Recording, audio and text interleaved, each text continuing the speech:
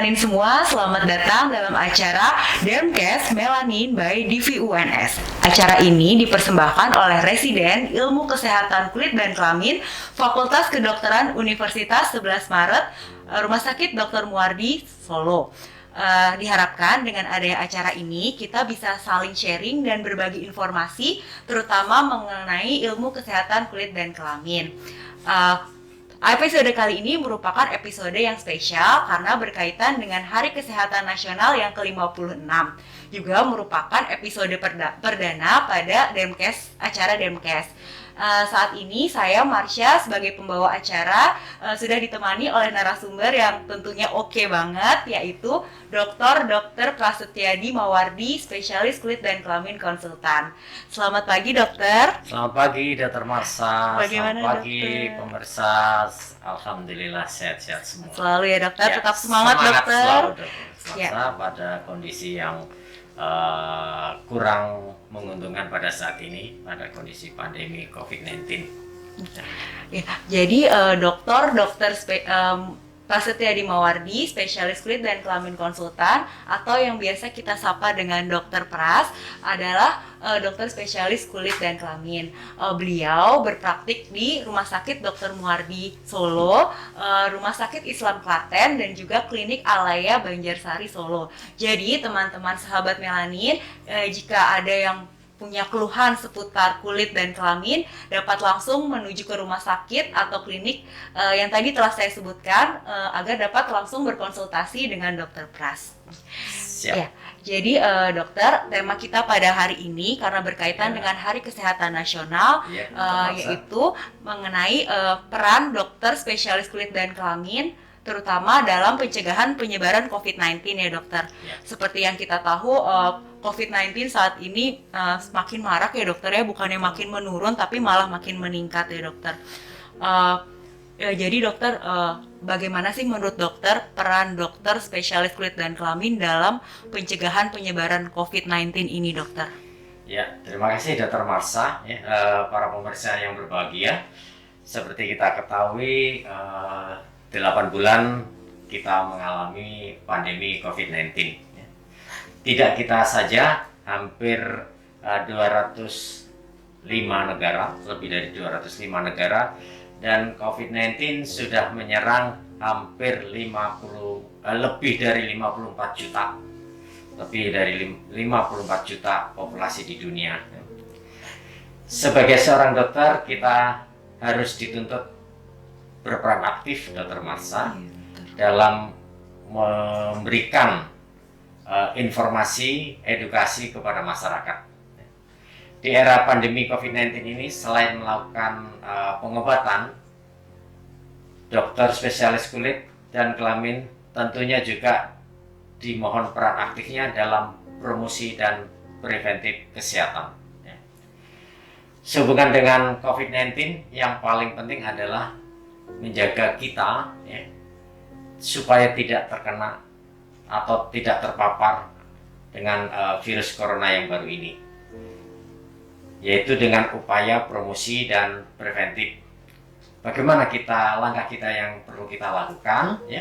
Kita harus mengedukasi baik pasien maupun masyarakat, terutama masyarakat yang paling kecil yaitu di keluarga kita, untuk menerapkan protokol kesehatan sesuai apa yang dianjurkan oleh pemerintah, seperti melakukan social distancing, physical distancing, penggunaan masker, dan anjuran untuk mencuci tangan dengan benar. Saya kira itu yang perlu dikampanyekan oleh para dokter spesialis kulit dan kelamin. Dr. Marsha. Iya dokter, baik dokter. Iya dokter, mungkin sekarang yang paling kita penting itu adalah menjaga jarak ya dokter ya. Bahkan banyak masyarakat dokter takut dokter untuk pergi ke rumah sakit atau klinik karena takut tertular COVID-19 ini dokter. Padahal di rumah sakit dan klinik juga sudah menerapkan protokol kesehatan sesuai dengan anjuran Kemenkes ya dokter.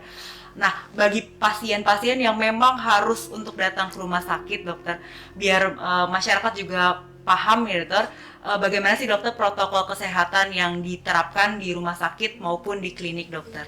Ya. Terima kasih Dr. Marsha, para pemirsa yang berbahagia. Apabila kita ingin melakukan kunjungan ke rumah sakit sesuai dengan penyakit atau kelainan yang kita derita, ya, kita tetap harus melakukan protokol kesehatan. Ya. Di bidang kulit dan kelamin, Perhimpunan Dokter Spesialis Kulit dan Kelamin Indonesia (Perdoski) telah memberikan guideline, memberikan panduan kepada dokter spesialis kulit dan kelamin dalam melaksanakan manajemen praktek dokter spesialis kulit dan kelamin di era pandemi ini. Sebelum pasien berencana ke rumah sakit, sebaiknya membuat appointment atau janji baik via telepon atau melalui media sosial, sehingga dapat dilakukan screening pasien apakah memiliki gejala dan tanda COVID-19. Sebelum masuk ke rumah sakit, dilakukan screening dengan mengecek suhu tubuh dan mencuci tangan dengan sabun atau hand sanitizer.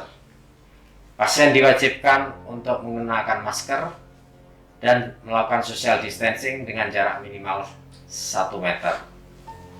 Penggunaan APD oleh tenaga kesehatan, baik oleh dokter spesialis kulit dan kelamin maupun para medis yang membantu dokter spesialis kulit dan kelamin. Cuci tangan sebelum dan sesudah memeriksa pasien, membersihkan ruangan dengan disinfektan setiap kali praktek telah dilakukan. Saya kira itu beberapa poin yang perlu dilakukan Dr. Marsha bagi tenaga medis, terutama dokter spesialis kulit dan kelamin maupun tenaga kesehatan lainnya. Jadi memang untuk protokolnya juga sudah cukup baik ya dokter ya. Jadi untuk masyarakat yang memang perlu untuk memeriksakan diri ke dokter, terutama ke dokter spesialis dan kulit dan kelamin, nah tidak perlu takut karena sudah dilakukan suatu protokol yang sangat baik. Jadi dokter memang pasien itu kan masyarakat itu kan sekarang sebaiknya itu tinggalnya di rumah ya dokter. Betul. Jadi untuk mengurangi kontak dengan orang lain.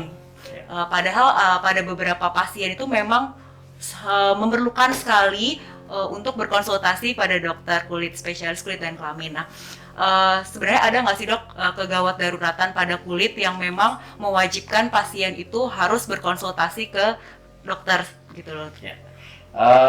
Baik Dr. Marsha, memang ada beberapa penyakit kulit yang kita golongkan dalam kedaruratan, kegawat daruratan di bidang penyakit kulit dan kelamin. Yang paling menonjol adalah apabila kita mengalami hal-hal yang berhubungan dengan kegawatan daruratan kulit, seperti misalnya munculnya lepuh yang luas pada kulit kita, ya, mirip luka bakar. Itu paling tidak kita harus segera ke rumah sakit. Di samping itu kita juga apabila kita mengalami ruam kulit yang luas juga, ya, apalagi kalau disertai demam, ya.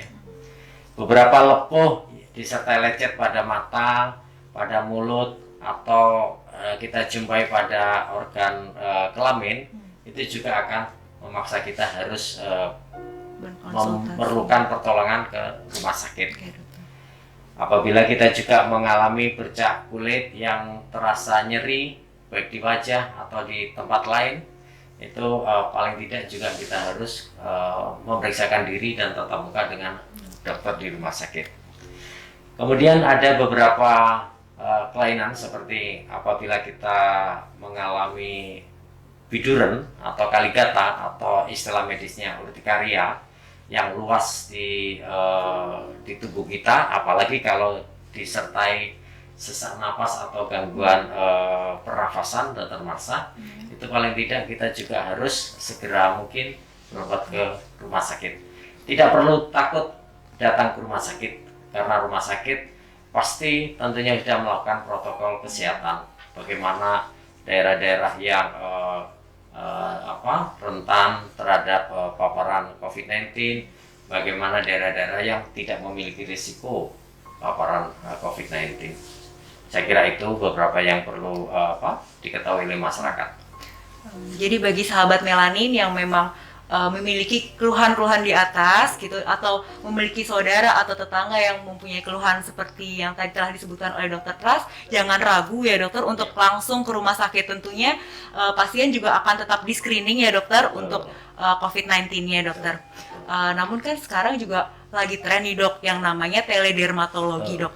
Jadi kita itu dapat berkonsultasi dengan dokter tanpa harus bertemu langsung dengan dokter. Jadi bisa lewat media sosial, bisa lewat WhatsApp atau email atau melalui foto ya dokter.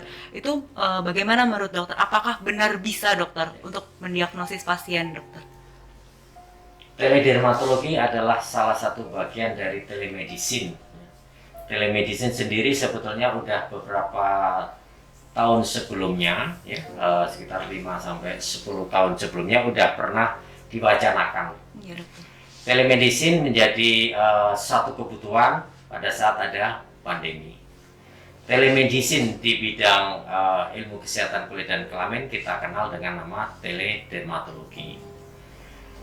Perhimpunan Dokter Spesialis Kulit dan Kelamin telah membuat guideline, panduan untuk melakukan teledermatologi.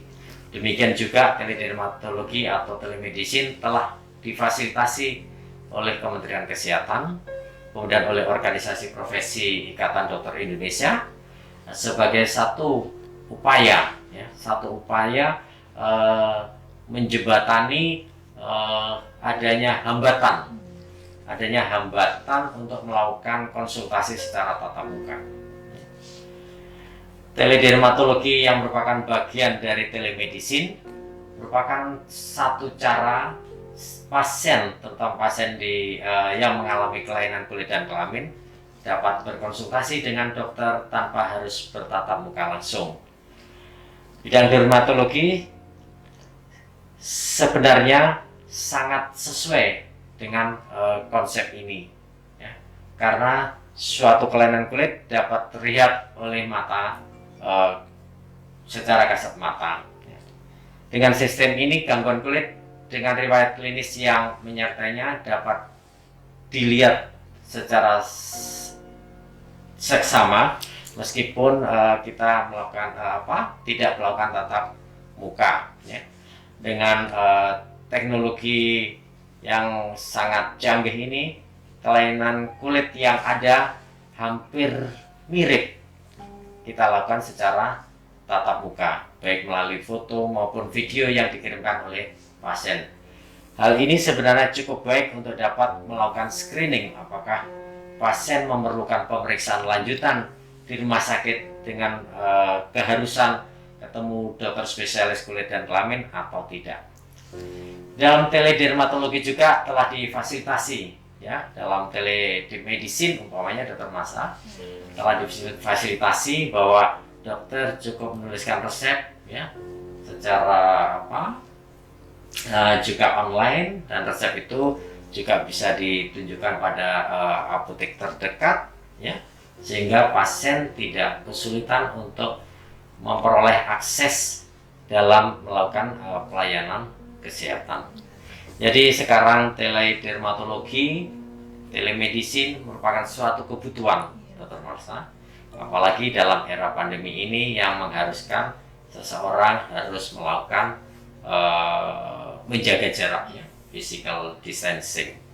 Saya kira ini adalah suatu terobosan yang cukup baik, ya, sehingga mengurangi risiko pasien terpapar infeksi corona COVID-19 ini. Saya kira itu Dr. Marsha. Mungkin bisa kita terapkan nanti di Rumah Sakit Dr. Muardi ya dokter. Rumah Sakit Dr. Muardi sudah beberapa kali pasien melakukan konsultasi meskipun belum maksimal, ya. Karena banyak pasien yang datangnya dari jauh-jauh dokter, misalnya Magetan, Pacitan gitu dokter, dan memang kadang memiliki kesulitan akses untuk pergi ke rumah sakit ini dokter. Dan untuk selanjutnya dokter, tadi kan kita sudah membicarakan tentang protokol kesehatan dokter. Salah satunya adalah mencuci tangan. Banyak masyarakat yang mungkin belum paham dokter, bagaimana sih cara mencuci tangan yang baik dan benar dokter. Mungkin ada protokol khusus dokter, bagaimana cara mencuci tangan yang benar dokter? Kalau secara medis, ya, yang telah dilakukan WHO, Badan Kesehatan Dunia, ya, menerapkan 6 langkah dalam mencuci tangan, ya. 6 langkah.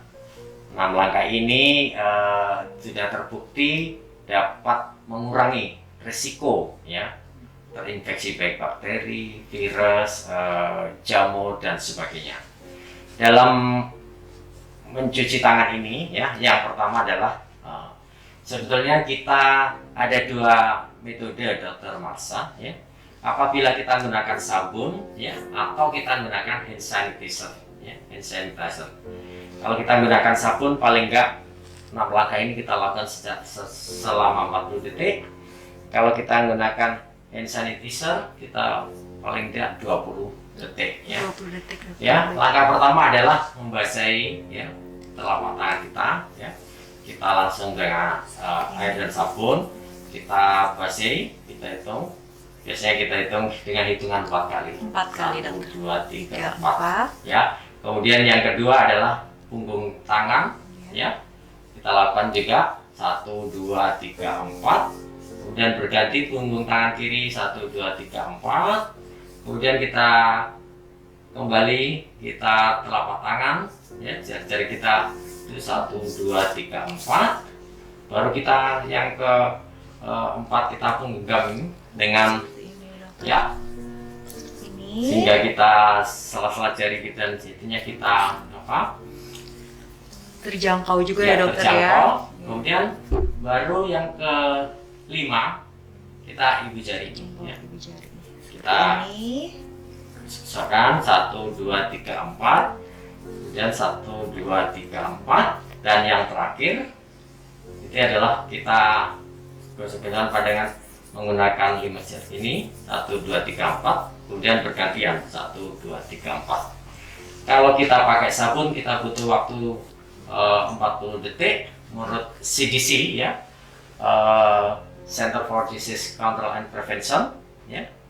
Kemudian kalau kita menggunakan hand sanitizer kita butuh waktu sekitar 20 detik. Ini adalah yang perlu dokter spesialis kulit dan kelamin, tenaga kesehatan lainnya perlu kita sosialisasikan kepada masyarakat, ya. Masyarakat yang paling kecil adalah keluarga kita, ya. Kita beri edukasi, kita beri contoh, kita beri teladan bagaimana cara mencuci tangan yang benar. Saya kira itu, Dr. Marsha. Jadi memang harus yang benar supaya bisa menjangkau semua selat tangan, ya, Dokter. Ya. Ya, Dokter. Dan Dokter, dalam masyarakat ini juga banyak pasien-pasien juga banyak datang ke Polikulit itu dengan biasanya tangannya itu seperti gatal, merah dan pecah-pecah, Dokter. Itu karena terlalu banyak mencuci tangan atau menggunakan hand sanitizer, Dokter. Nah, sebenarnya itu bagaimana sih, Dok? Apakah ada maksimal berapa kali kita itu harus mencuci tangan, Dokter? Dan kapan saja sih, Dokter, kita itu harus wajib mencuci tangan, Dokter? Sepengetahuan saya, ya, kita itu dalam sehari kita tidak boleh lebih dari 20 kali mencuci tangan. Kita harus paham betul bahwa air itu adalah bahan iritan lemah. Ya. Air itu bahan iritan, ya? Bahan iritan lemah, ya.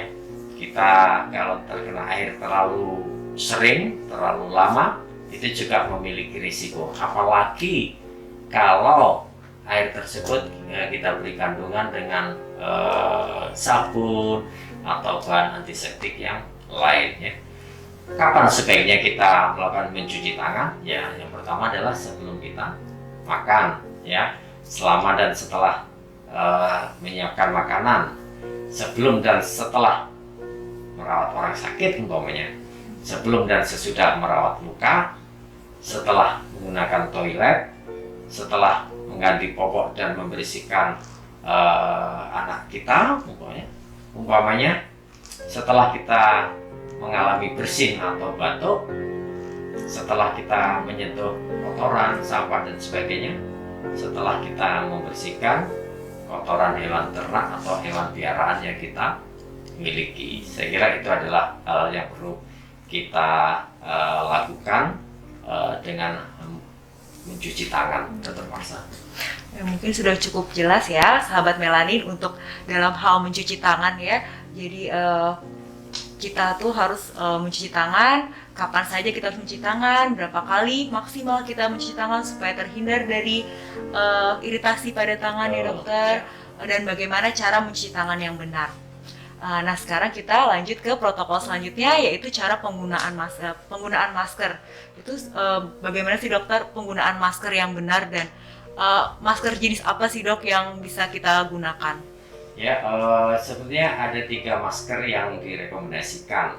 Ya, masker yang pertama adalah masker kain. Ya, masker kain itu paling tidak memiliki 3 lapis. Ya, lapis yang bisa menyerap, kemudian memberikan filtrasi. Ya, kemudian bahan dan itunya harus khusus. Ya, itu adalah masker kain ya. Masker kain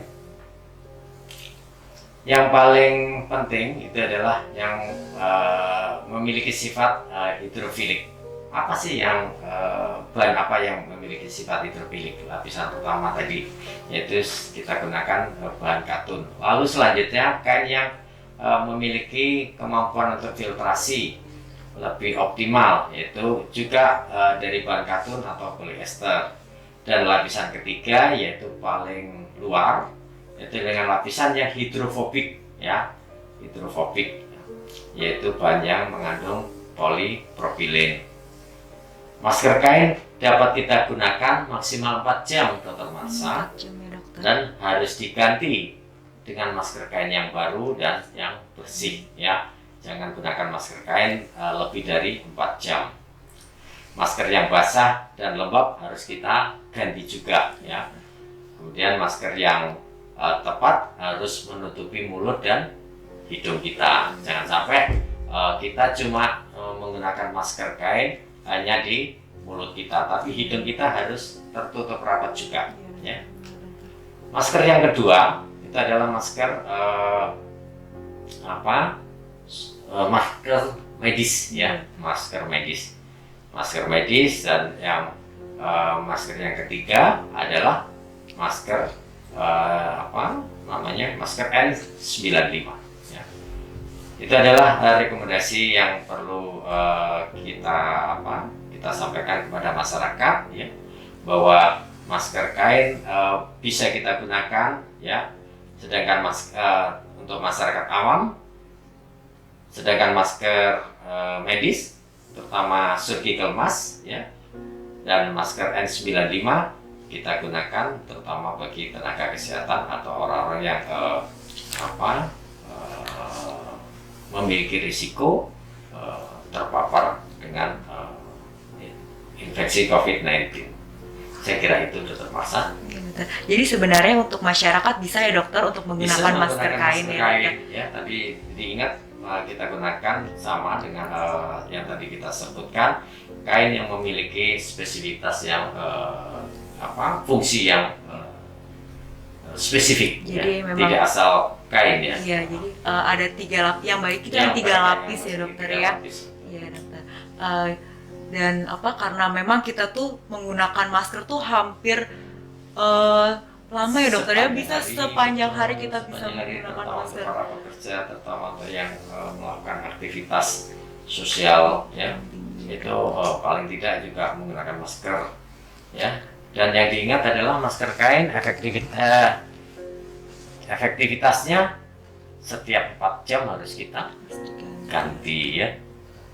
Nah, karena pemakaian yang jangka lama sepanjang hari, mungkin karena tertutup terus ya dokter ya, itu banyak pasien juga mengeluh berjerawat, tapi berjerawat tuh hanya di area biasanya tuh pipi, dagu, dan hidung dokter. Ya, betul. Itu bagaimana dokter? Jadi penggunaan masker kain yang lama ya memang akan memiliki resiko terjadinya akne atau jerawat ya. Apalagi kalau kita gunakan lebih dari 4 jam. Bagaimana itu terjadi akne? Karena pada penggunaan masker kain ada risiko terjadinya akne mekanikal istilahnya Dr. Marsha, karena gesekan, tekanan atau sentuhan dari bahan kain yang ada di yang kita gunakan sebagai masker. Oleh karena itu direkomendasikan, kita anjurkan gunakanlah masker kain setiap 4 jam. Cuci masker kain setiap habis pakai dengan deterjen yang lembut. Sebetulnya yang kita rekomendasikan adalah bukan sabun cuci, tapi sabun mandi ya. Kita relatif untuk masker kain kita gunakan sabun mandi karena efek deterjennya relatif lebih ringan, dan di dalam masker kain deterjen yang ada itu tidak akan hilang sama sekali pada waktu kita jemur, sehingga ada risiko iritasi, ada risiko timbulnya memudahkan timbulnya akne mekanikal. Kemudian gunakanlah make up yang tidak berlebihan pada saat menggunakan masker kain. Selalu mencuci wajah setelah bepergian, setelah menggunakan masker. Gunakanlah bahan-bahan kosmetik atau skincare yang komedogenik, yang komedogenik. Juga tangan tetap bersih sebelum menyentuh wajah, dan tidak lupa selalu mencuci tangan. Ya. Saya kira itu Dr. Marsha, beberapa edukasi penggunaan masker kain dan ada bagaimana risiko terjadinya jerawat akibat kita menggunakan masker kain. Wah, cukup lengkap sekali ya penjelasan dari Dokter Pras ini. Nah, berarti untuk terutama untuk mencuci masker ya dokter ya tidak perlu menggunakan deterjen ya dokter, karena bersifat iritatif ya dokter ternyata ya dokter. Ya, jadi sahabat Melanin, akhirnya telah sampailah kita pada penghujung acara pada pagi hari ini ya dokter. Kita sudah belajar terutama untuk protokol-protokol kesehatan untuk mencegah penularan COVID-19 ini. Yang pertama dokter tadi dengan menjaga jarak, dan yang kedua itu tentang penggunaan masker ya dokter ya, dan yang ketiga tentang anjuran untuk mencuci tangan yang baik dan benar. Ya, kita tidak perlu takut dokter untuk pergi ke rumah sakit atau ke klinik jika memang memerlukan konsultasi dengan dokter. Jadi rumah sakit tentunya telah melakukan protokol kesehatan yang sangat ketat, sehingga masyarakat yang sakit dan memerlukan pelayanan kesehatan tidak perlu terganggu ya dengan COVID-19 ini. Jadi tidak perlu fobi, tidak perlu takut ya, dengan kondisi rumah sakit. Apalagi di rumah sakit Muarti ini adalah rumah sakit rujukan pasien-pasien COVID-19. Ya. Kami telah menggunakan protokol kesehatan secara ketat. Saya kira itu Dr. Marsha. Ya dokter, terima kasih sekali dokter telah hadir pada acara DMCares perdana kita dokter. Sama-sama, mudah-mudahan bermanfaat bagi masyarakat ya. Semoga ini bermanfaat bagi masyarakat luas, jadi bisa tahu bagaimana protokol kesehatan yang harus diterapkan ya dokter. Mohon maaf sekali dokter bila saya ada salah dalam hal perkataan maupun perbuatan ya dokter. Sama-sama, saya juga minta maaf pada pemirsa apabila ada beberapa hal yang kurang berkenan ya. Mudah-mudahan apa yang disampaikan oleh DMCares ya, Melanin by DVUNS itu bermanfaat bagi kita semua. Ya, saya Marsha sebagai pembawa acara pada pagi hari ini pamit undur diri. Sampai jumpa sahabat Melanin. Sampai jumpa sahabat Melanin.